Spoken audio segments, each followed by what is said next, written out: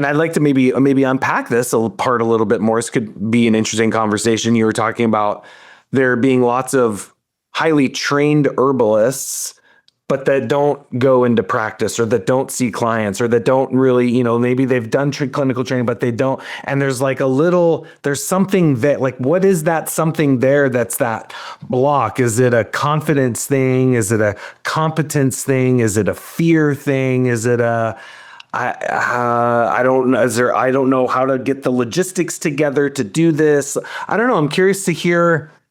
You've been training herbalists for a long time. Hey, what have you seen? Like, what do you think prevents people from actually extending themselves out to be of service to the people in their community?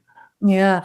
Well, thank you for that. And I think it's part and parcel of what I was saying before, in not having the business skills to stay safe. How do you create and how do you do an intake? How do you have a waiver? How do you have your file system set up? Like the basic. So you think it's a lot of those practical things, so much, I treat cold, damp pneumonia. It's more practical stuff like that. Yeah, I think it's practical. And then it's like, I would never be, a class 5 rapid guide if I wasn't trained in class 1, class 2, class 3. So I can really appreciate herbalists' hesitancy if they have never sat in a clinic with a teacher and watched an intake, watched their body, watched their intonation. We need apprentice. We need apprentice. We need clinical training. And this is like beg for my huge bag. And you want to watch somebody in motion. And so how I went to the clinic was, the student herbalist would do everything. Reach out, send the confirmation, send the intake. And then they would do the initial intake. And they would then say, okay, I'm going to pass it on now to my teacher. And it was myself, and I had another staff member. And then I would get in the seat, and then I would proceed with an intake like you would, or other practiced herbalists. And then the students get to see, oh my God, I never would have thought about asking that. I never would have thought about doing that, or the comfort in the body, talking about prostate, talking about hard things. So it isn't to put yourself up against a beginning student and the practitioner. It's just to have it live right there, trained.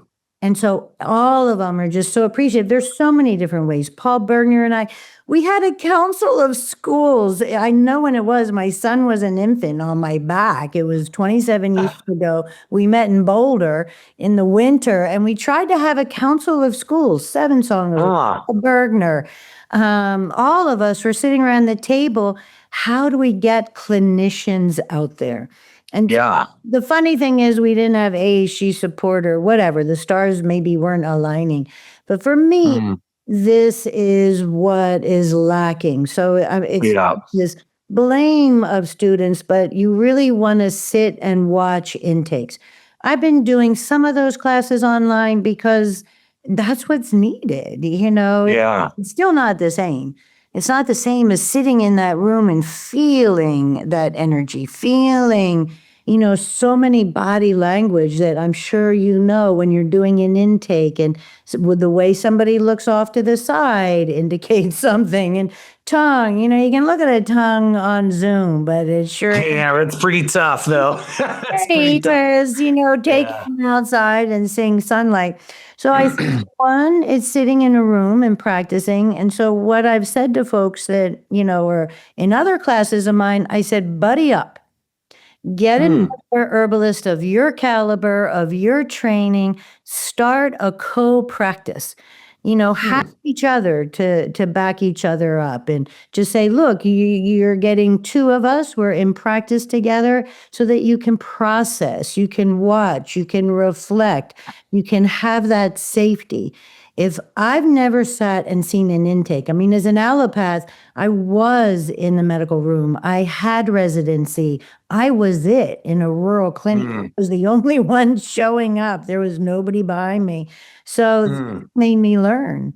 And so bring a buddy, have that support and start your practice with somebody else and talk it through and go through all the boring stuff with somebody else. Come up with that questionnaire, come up with a waiver, look at your state, be wise about how you enter.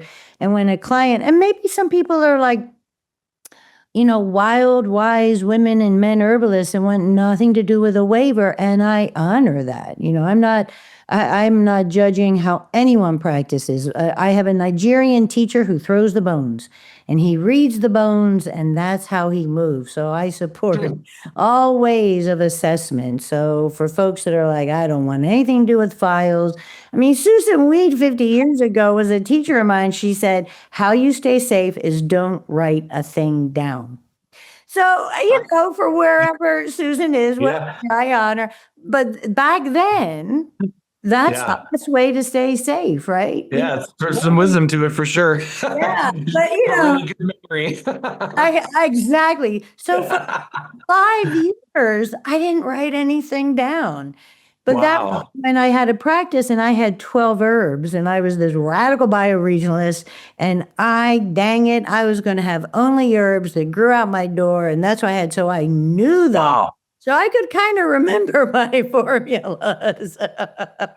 So, it's an evolution, and to hear the stories of the white-haireds when we didn't even have a computer, let alone internet. Like, I was practicing for what, like 10 years and I had my first colored apple. Remember those early?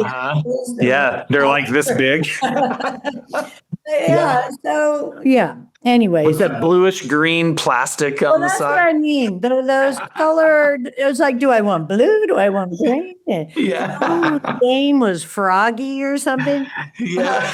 Yeah. So we've been there. Like we've hustled. We know what it's like and we know how to be successful. Maybe not quit your day job yet. Yeah. But get the training, get the clinical training or whatever you want to call that. Get the apprenticeship. I think, Yeah. we use the word clinical, but it can also be apprenticing. And there's a lot of different types of apprenticing. So I think that might possibly be one of the blocks for people to step into that place of power. It's also when somebody is sharing that intimate, vulnerable place, that's a place of power. And